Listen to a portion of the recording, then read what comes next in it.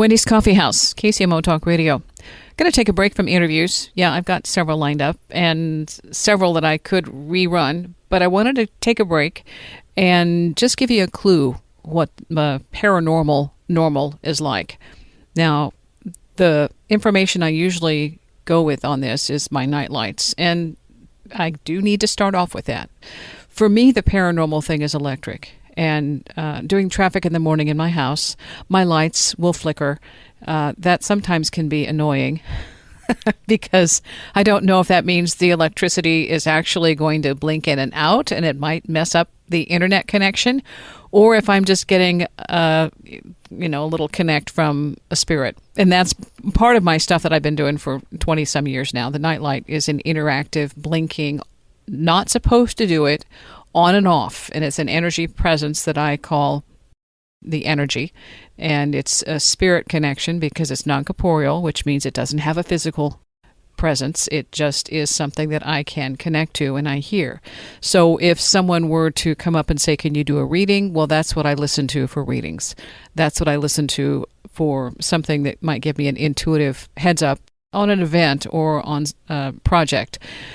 An example, one of the things that started happening recently, the night lights that I'm talking about are 24/7. They're supposed to be on all the time. When I first had this happen, the interesting thing was it started blinking on a nightlight that comes on and off with, it's an automatic nightlight. So you stand in the room, the sun's out, the nightlight's off. And what would happen is the nightlight would come on, and that little blinking on when there were no clouds. Nothing was covering it up. Something was happening. And so that's how it got my attention to start out with. And then it gradually shifted to other types of lights.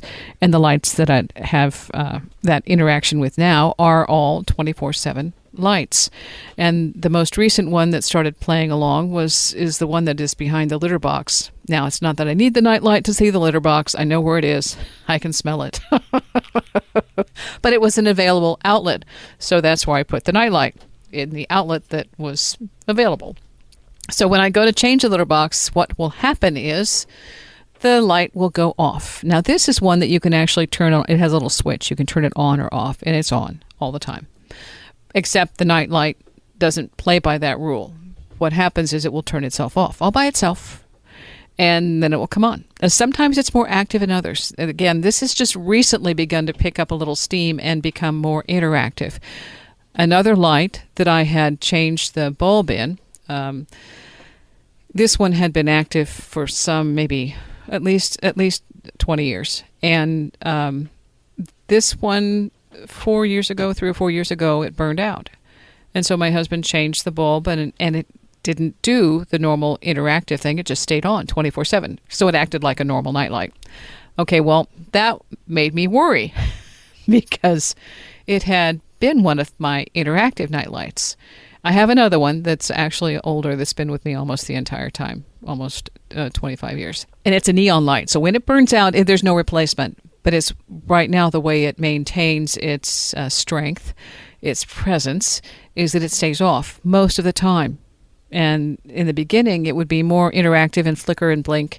And I have actually posted videos on YouTube of this light doing what it's doing. Now, for anybody else looking at it, it's just a blinking light. I know that it isn't. I know that that isn't the way it's supposed to behave. And lights around me have their own they sing their own song. Okay, they blink, they flicker, and that for me is the paranormal element. It's electric, and we are in our own bodies. We have an electrical element, which is a very unique component, I think, to the human body. So this energy reacts, and so the fact that now my lights are all beginning to become more active and interactive suggests that we're going through some really interesting times. And with all of the energy around us, with people being, I think, a lot more in some way, shape, or form active, engaged, whether it's trauma, drama, or just interest in things that are happening. There's a state of chaos, and that brings the energy up. And whenever I've dealt with situations where places are haunted or there's some kind of activity that is what people would call, I guess, maybe frightening, but something that's unexplained, then usually there's some kind of drama or something that is unsettled about the space or the person in the space. And that, to me, is what makes life so interesting, is that these are little cues and clues that reality, as we know it, is a lot more has more dimensions to it, has more depth to it than just the superficial, everything that we see is all that exists. And that's what I started getting into when the Nightlights began to be interactive, and it made me curious, and I really had to rethink what I thought was real and how I could connect or communicate with that which we would suspect or suggest is unreal. For me, it's all real. And there are several times when I've had the lights give me a clue that something else is going on. There was a woman who lost her husband, and I did some readings for her a few years back.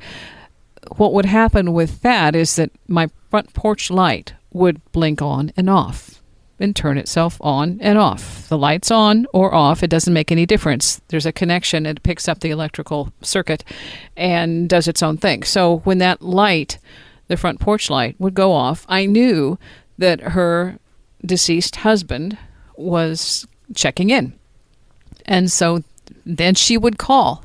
I would notice the front porch light is off, and sure enough, I'll get a call and saying, could you check in and tell me what's going on? And at one point, she had a visitor in her house. There was a young boy who was staying there, and things were being rearranged in his room. And it was the visitor was a deceased teenager who was checking in. And he told me a certain thing when I went to the room to see what was going on in that house and check it out. He had been playing with one of the little Matchbox cars, and it was a blue, I think it was a blue SUV. But that's what I was told. And sure enough, in the middle of the pile is this little blue SUV. And the dog was also looking at the area where the young deceased boy was hanging out. And I would say standing, but we don't, it's relative. It's not quite the same when you're a spirit. But anyway, he was making connection with the young boy and really just more or less checking in. It wasn't a haunting, but it was a presence. And so there were some things that were, I guess, curious about that. It wasn't frightening. And that's sometimes this is just the case, that when there is a spirit present, it isn't necessarily there to hurt or harm. It might just be curious and passing through. This is what I've had to learn beyond what I have experienced with the Nightlights, because I was learning the entire time with this, and then the Nightlights kicked in. It gave me something else to work with that was concrete, because you can see the light blink on and off. And I just wanted to get into more of this because these are the kinds of interviews I find interesting. People who've had UFO encounters, people who've had Sasquatch encounters, people who've had encounters with the unexplained, time shifts. I've had these experiences, so I'm not kicking tires. I'm asking questions because in my own experience, these things are real. And that's what I think is interesting. Wendy's Coffee House and my paranormal normal. KCMO Talk Radio. I wasn't sure that I wanted to actually work with dead people. That was what I said as the spirits are coming to me. I don't want to see dead people. And they said, they're not dead, they're energy. I said, okay, well, can I see you? And they obliged. And so what I saw visually with my eyes were two orange-red glowing orbs. Wendy's Coffee House. The last break talking about ghosts and nightlights. I wrote a book called Talking to Nightlights, so you can check that out if you want details. But again, that was when this all started happening back in December 1997.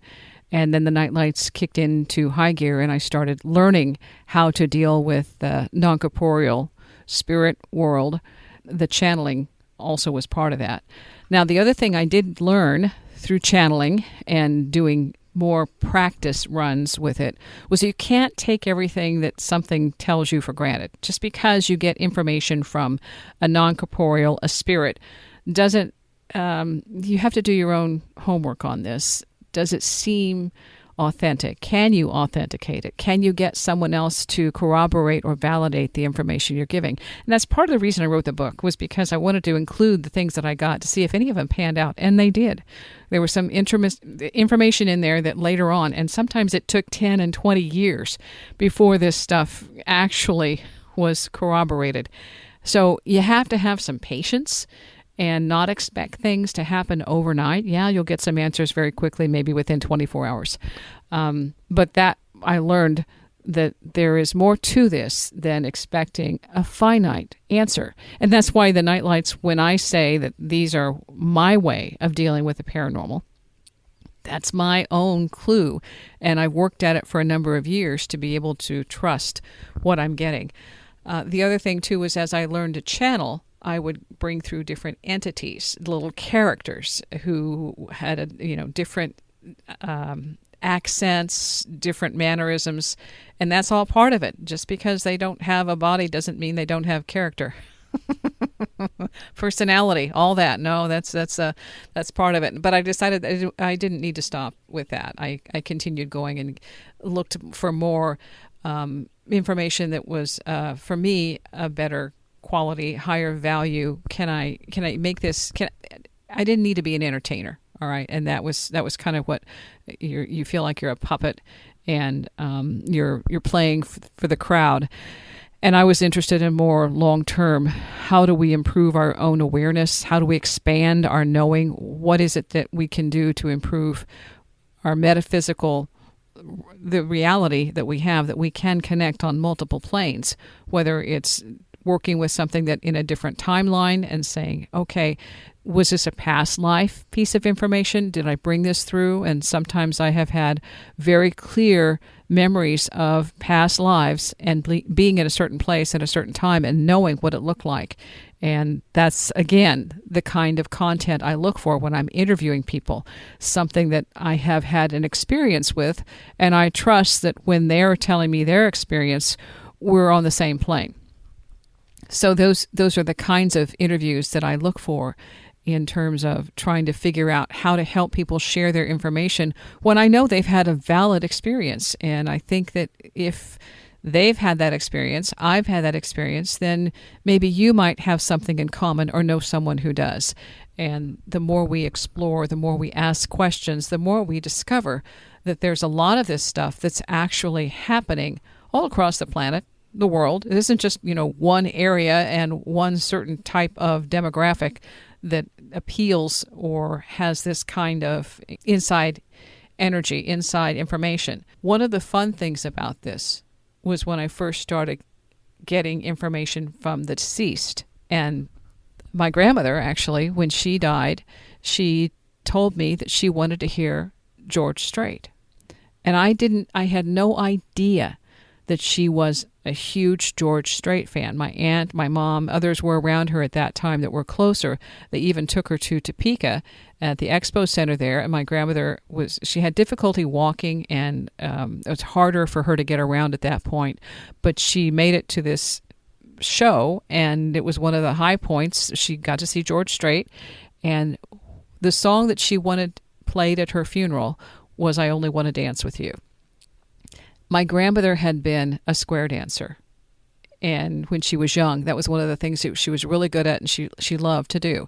But the words to that particular song had to do with her own personality. She was shy, and she worked to try and overcome that shyness by taking lessons. And I think it was Fred Pryor. Anyway, but she was also into the metaphysics. And so I read her Fate magazines. I read all the stuff that I could on my sick days at Grandma's house.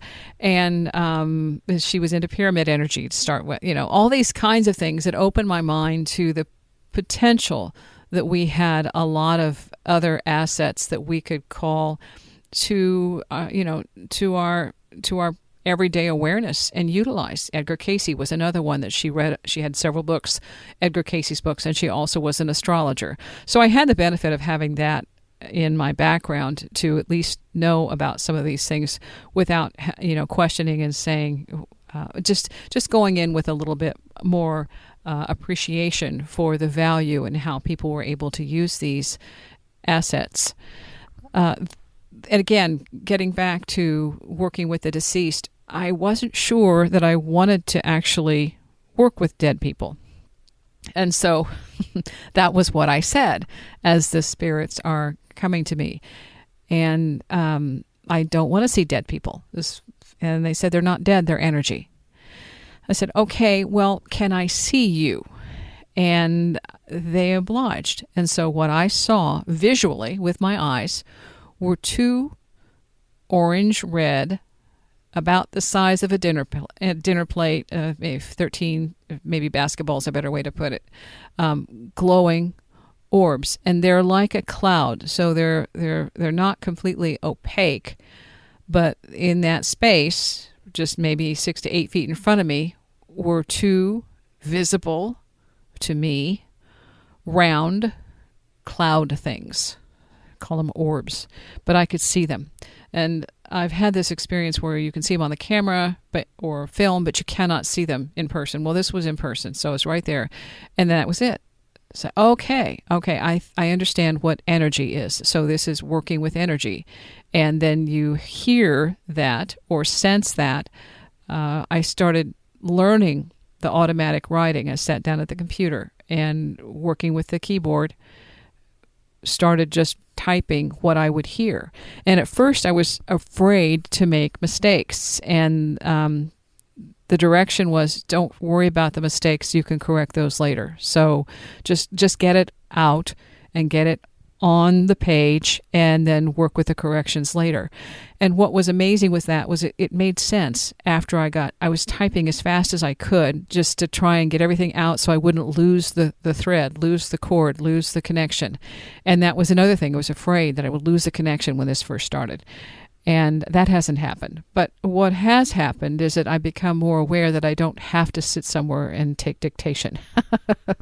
I can just, say, is there something I need to know? And then that comes out. What I also want to get into is when you have this kind of awareness, it can sometimes be confusing.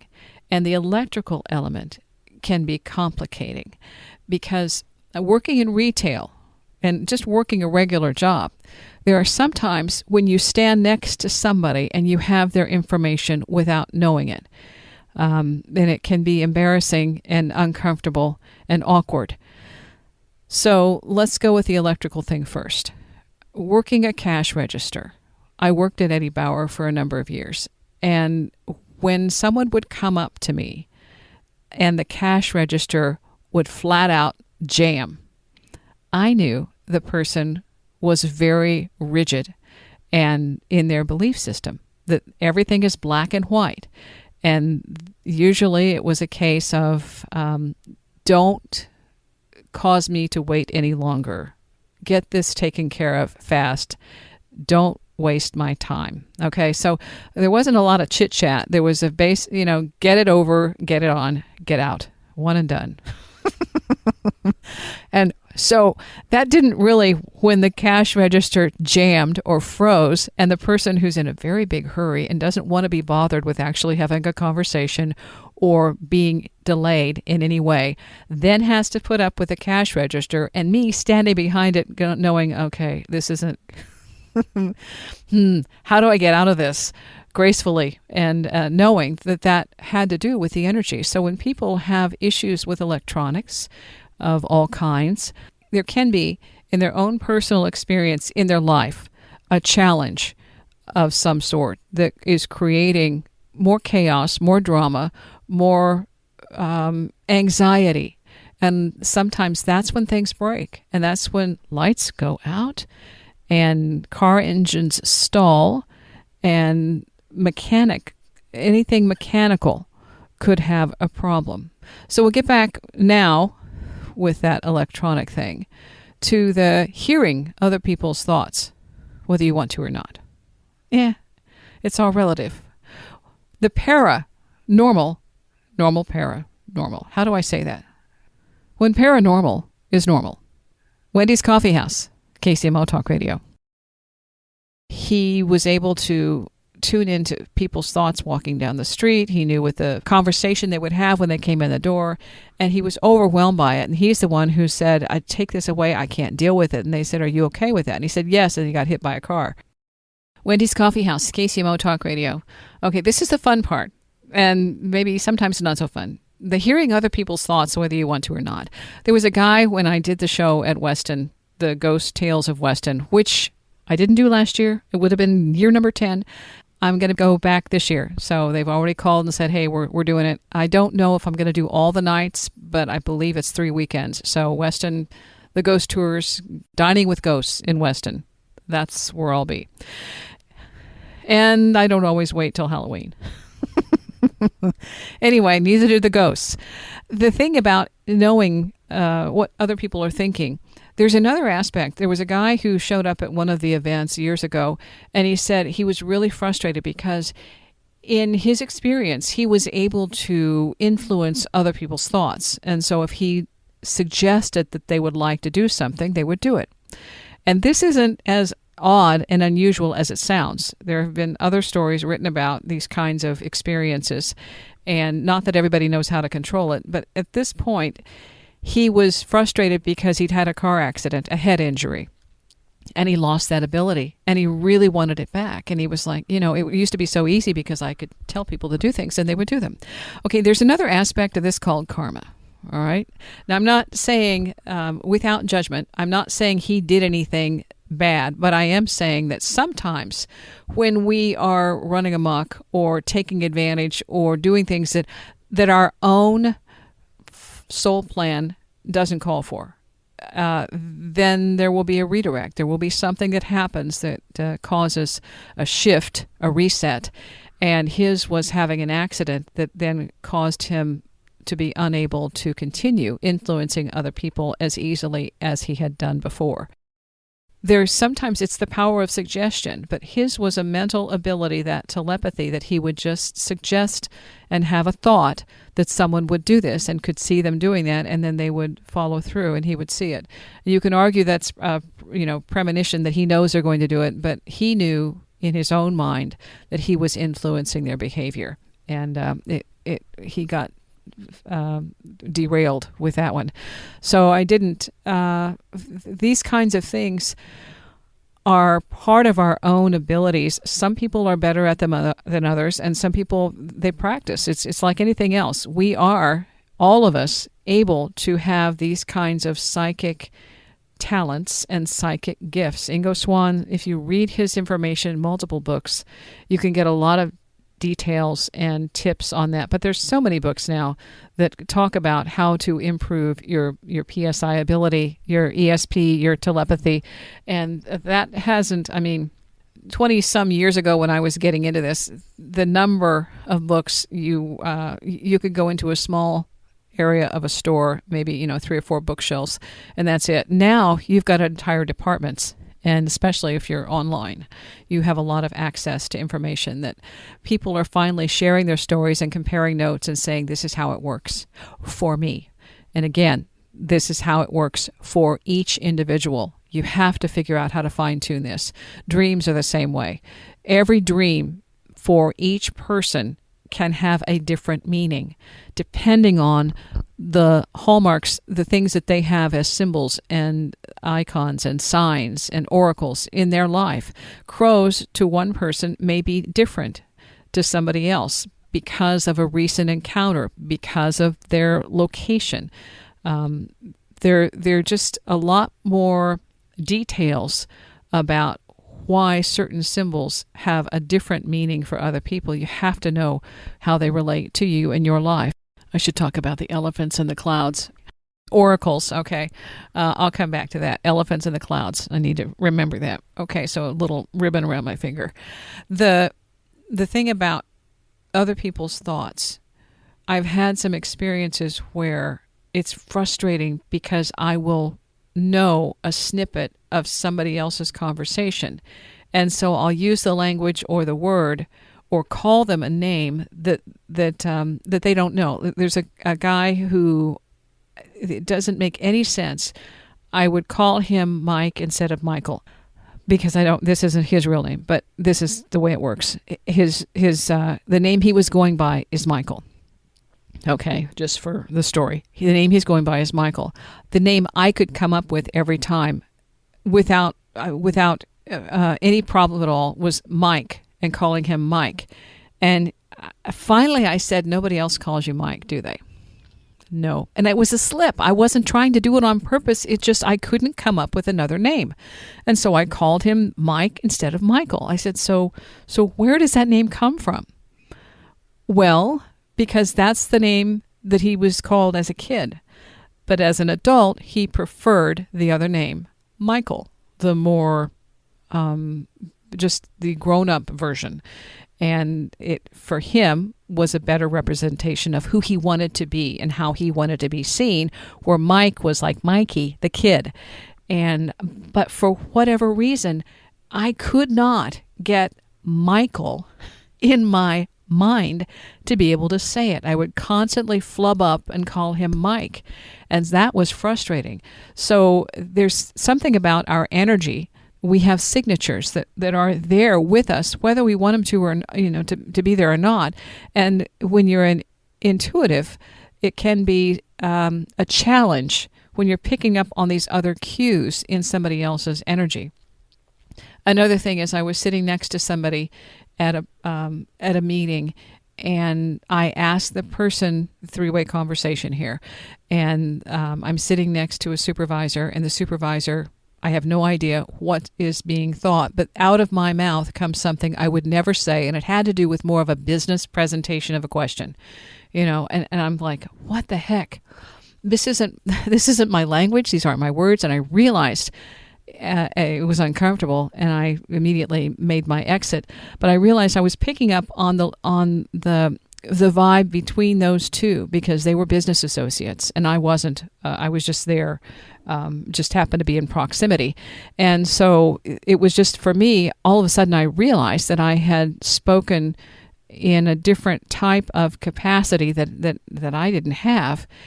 The other person I was asking the question of was completely unaware, but the person right beside me didn't say anything, and I thought, okay, off the hook with that one. I'll leave quickly and quietly before anything is said. But there are times when that will happen. I have to be careful about speaking too quickly, because sometimes just off the cuff I'll say something and not realize that was more important than I thought at the time.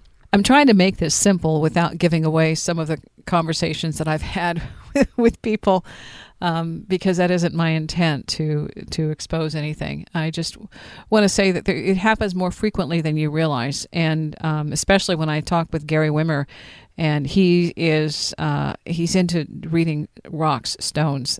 He is very talented, gifted. One of the things that happened to him when his psychic awareness went over, full tilt, he was able to tune into people's thoughts walking down the street. He knew what the newspaper was going to say before, somebody came in the door. He knew what the paper they had in their hand would say.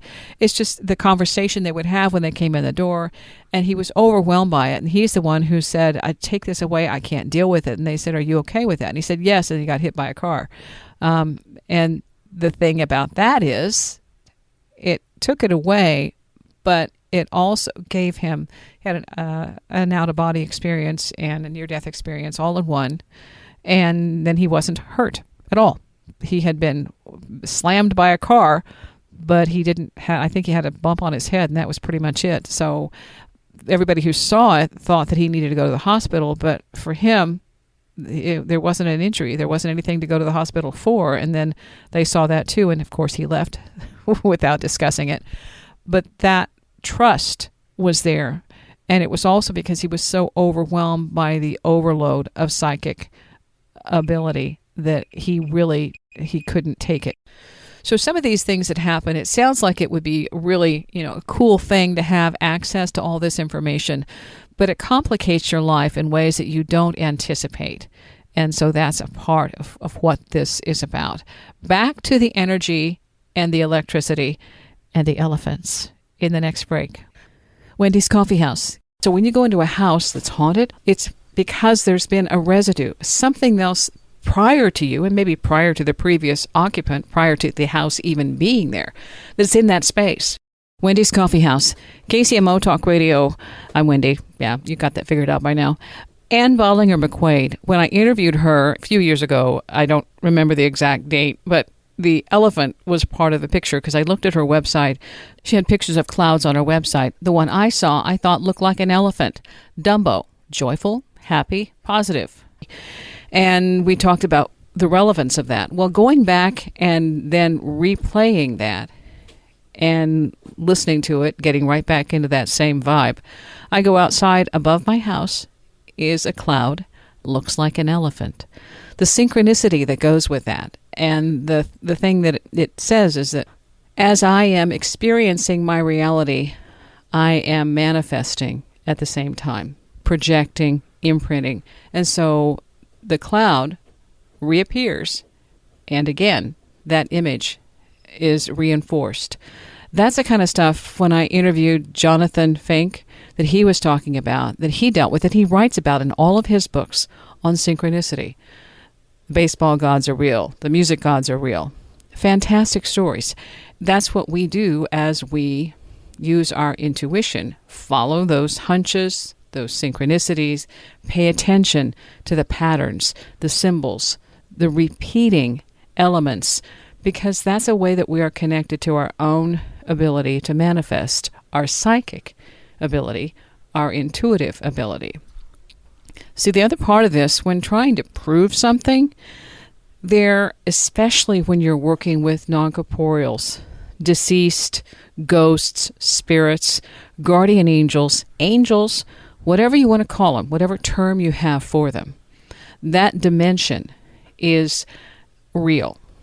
And when you work with it, like when somebody says, can you prove that your nightlights do this? Make it do that. The problem is it isn't me making it. It's me cooperating, allowing, interacting. And so when the nightlight or the light, wherever it happens to be, is interacting, blinking, flickering, going off, coming on all by itself, that isn't me. That's me allowing and participating. And so I can't make it. I can't force it to do anything. That's the problem when you want to study psi abilities, PSI, psychic abilities, because in many cases, it's a collaboration. It isn't something that we're saying that we are forcing and we're creating. We're engaging. And that's a whole different way of looking at reality, that this non-physical realm impacts and interacts with our dimension.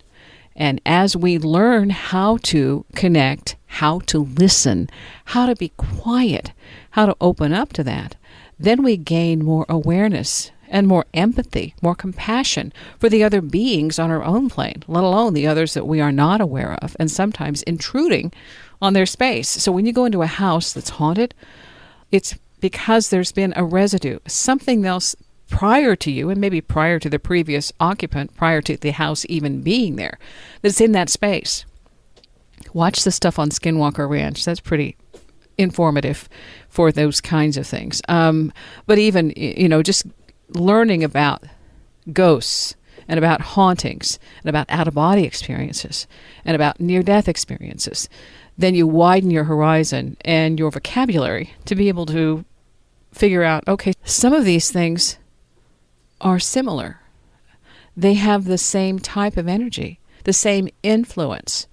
And when we try to label it, we limit what we're learning. When I tried to report something over my house, and it was up in the air, and it was a couple summers ago, I went out and something moved above the treetop level. And it looked like someone flying or in the air, suspended. And the thing is, I looked and saw it. I don't know if it was accident or on purpose. I don't know if I was supposed to see it. But I do know that the minute I locked in on it, it moved very fast over to the tree so that it was trying to not be visible, to disappear, to be out of my sight range.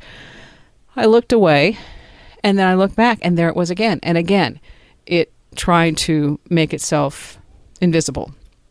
The thing is, there are so many others who want to define what I saw and say, well, it was this, or that.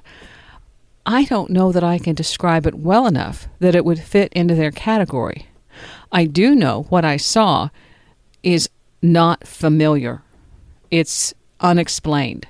And it didn't have a form that I could describe, like an airplane, a bird. It was, the only way I could describe it was that if you took a map, a piece of paper, and you had an eraser, you drew something there, and then you erased it, a smudge. It looked like that, a smudge in the sky. Okay? Kind of an oval smudge in the sky. And if I were to say how large it was, maybe 6 feet, 5 feet, 6 feet, the length, because I had the tree to compare it to. And so that was a way of giving me some kind of a perception of how large. Now, the fact that it, to me, appeared to be levitating, suspended, and mobile, I don't know if it had wings. I didn't see wings. Like I said, it was a gray smudge. So I described it better. I did report it, but at the same time, when the people who are telling me, well, this must be, Mothman, Birdman, an alien, ET, I can't. That's difficult because it's somebody else's projection and their perception of what it was that I saw. I think that's where we are still struggling when we're trying to put labels on these things. And they don't have labels because they are not in our vocabulary, they are not in our dictionary, and they are not in our encyclopedia. So at this point, they're unknown. But again, going back to trying to prove something that in our reality we believe is impossible, it doesn't exist. And how do you prove it when you have no frame of reference? You talk about it. And you start trying to describe what it is you saw. Because eventually, the descriptions are going to be similar. And there are going to be commonalities that give us a better idea of where there's an intersection and potentially a definition. And that's where we are. And with all that, and the UFO stuff now becoming legit, bona fide, and still a mystery. The thing with the government now saying that, yes, there are UFOs, and I think a very small percentage they are in agreement, they don't have an explanation for. They aren't something that we can define by our current standards and our current definitions. But the other thing that's left out of that is the experiencers. That doesn't touch that category of people who've had experiences, who've interacted with beings and reported this for decades. That's still another piece of the puzzle that's unexplained. I've had my own experiences with that kind of energy, but we're out of time, so we'll save that for another day. A very tiny glimpse of my paranormal normal. Whatever you're doing, wherever you are, stay curious. Ask questions. We don't have all the answers, but maybe somebody here will find some. Thanks for listening. Check out the blog and the archives, Wendy's Coffee House on Audio Boom.